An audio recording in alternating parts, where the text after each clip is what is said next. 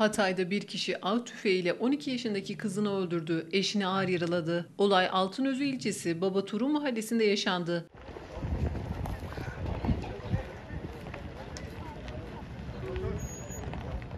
Mahallede bulunan 3 katlı binanın ikinci katında yaşayan H.İ eşi Feryal İ ve 12 yaşındaki kızı İrem İ av tüfeğiyle vurdu. İhbar üzerine bölgeye gelen sağlık ekiplerinin yaptığı kontrollerde 12 yaşındaki İrem'in hayatını kaybettiği ve Feryal İ'nin ağır yaralandığı tespit edildi. Olay yerindeki ilk müdahalenin ardından ağır yaralı kadın kaldırıldığı hastanede tedavi altına alındı. 12 yaşındaki İrem'in cansız bedeni cenaze aracıyla morga kaldırıldı. Olayın faili baba ise jandarma ekipleri tarafından gözaltına alındı. Feryal İ'nin hastanedeki tedavisinin devam ettiği öğrenildi. Jandarma ekipleri olayla ilgili inceleme başlattı.